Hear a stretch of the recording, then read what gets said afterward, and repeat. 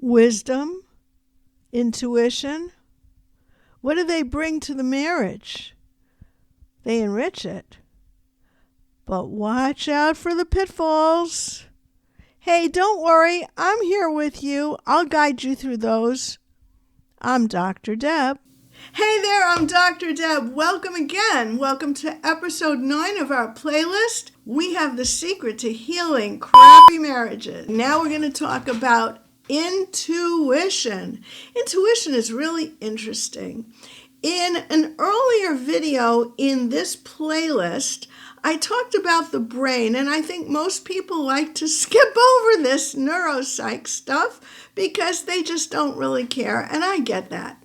But here's the interesting thing about the brain I have to tell you. The brain has a conscious part and an unconscious part, and 95% of what we think and know and do is unconscious. Therefore, it is very important to honor the fact that you have intuition, because what that really means is listening to signals in your brain that are coming from unconscious knowledge. You don't know why you feel this way, but you feel this way for a reason. For example, the story was told in one of the books I had read of a person who, as an infant in a crib, the door was unlocked and some stranger came into the bedroom where the baby was. The mother was in another part of the house. Don't know how this crazy thing happened. And the person was a street person, came in, smiled in a way that was scary to the baby, and it was a new face, somebody they didn't know, and then left. 5 years later, that little kid was walking on the street with mom and saw that very same person. Now, as an infant in the crib, that was pre-verbal. The baby couldn't articulate what the problem was. Oh, a stranger came in when I was in my crib. No. So they couldn't explain to their mother what was going on, but they became frightened. Now, the story never said how the author knew or found out how this all went down. Maybe there was a camera in the house when the guy came in. But the point of the matter is that it was pre-verbal for the baby, and yet, at some gut level, that's what intuition is, that 5-year-old remembered there was a scary experience with that person. So when they saw the person on the street, they became correctly scared. So this is how intuition works.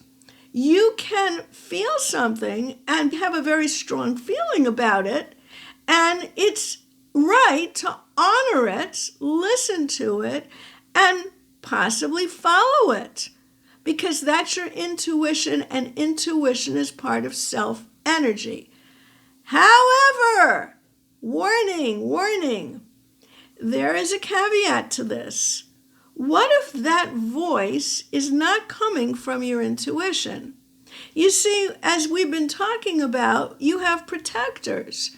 Protectors can give you a voice in your head as well. That voice in your head might say, hey, that's a cute guy to flirt with. Who cares about my husband, right? Well, that's probably a protector. That's probably a protector that wants to take revenge on your husband for whatever he's done that hurt your feelings, and so therefore you're going to flirt with someone. And I could say the same thing to the man. Here's the question. How do you know it's not your intuition? How do you know it's a protector? Answer is that your self-energy, all the components of self-energy, are free of an agenda. There's no agenda. Self-energy is expansive. It takes in the world. It wants to hear from and connect with everyone else in the world, even those who have perhaps hurt you, to understand where they're coming from and why they would say or do something that was hurtful. Because the reality is, the person who hurt you has their protectors. And if they can heal from whatever the damage was that their protectors arose to protect them from, then they won't need their protectors to work so hard and they can go play because they're kids. Anyway, the point is that if you connect with some part that has an agenda, you'll know it's an agenda and you'll know it's not self. Furthermore, I did 21 characteristics of self energy that I put together from all the different literature that I have read on IFS, internal family systems, and self-energy. And you can comment below here that you want it and give me your email and I will send it to you. If you don't want to put your email in the comments, you can email me directly, drdeb@drdeb, and I will send you that. But anyway, that's how you can check. If my feeling is I want to take revenge, well, you can go through the list and realize that that's not a characteristic of self-energy, and therefore it's probably a protector with an agenda.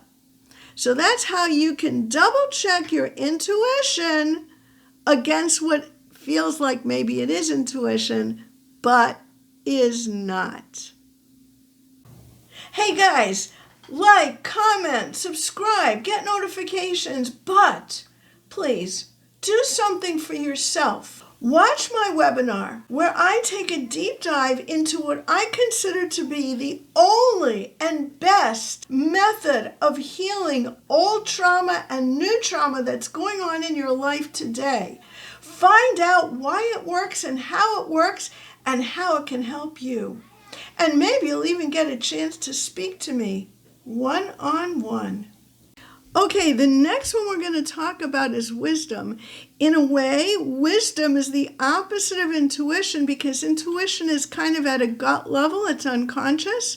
Wisdom is conscious. You're consciously able to articulate your ideas and thoughts, and they are the accumulation, hopefully, of a lifetime of gathering information, having experience, being aware of what's going on in the world and other people's ideas so that it all comes together in a good way. Okay, that's wisdom. Now we have to have a word of caution. Once again, the caution is based exactly on the same thing that we had before with intuition. How do we know that something is coming from a place of wisdom rather than being the voice of a protector? For an example, our universities today have had a lot of professors and a lot of very intelligent, very learned people say things that may really have an agenda. They are not actually based on something that we would call wisdom. For an example, the idea we can select a group of people to target and they can be lowered in our eyes so that we can then relate to them in a diminished way, which justifies actions that may be wrong, rude, cruel, or anything else. For an example, I know someone who is in a wheelchair, has been in a wheelchair since birth, a person with a disability, and this is the story he told me. If I go to the doctor, whoever is pushing my wheelchair gets the benefit of eye contact from the doctor and he just overlooks me. Why would that be? And how would that be an example of an agenda? Well, listen, if the doctor is uncomfortable speaking directly with the person with the disability, which theoretically he shouldn't be because that's his job and he's going to be taking care of him. But if the doctor were uncomfortable with that person, then it would be to his advantage to push the guy away, to lower him in his own eyes so that he, the doctor, would be comfortable. And his comfort level is his agenda. You follow? It's very tricky to figure out what really would be an agenda for a person, and it's not always so obvious. So a person does need to be really honest, go back to the earlier video on honesty, with oneself to be sure that you are not actually in the throes and clutches of an agenda. When you can impart your wisdom to someone else, especially the person you're married to explain your view of the world, to explain your history, yourself, your feelings, whatever, so that the two of you can connect, wow, that's great. That is really great. But we still didn't get there yet, because there are more items which are characteristics of self on our list. And as we go down the list, you see it's getting harder and harder for a person to actually fulfill those items, but it's doable. The next one is also tricky.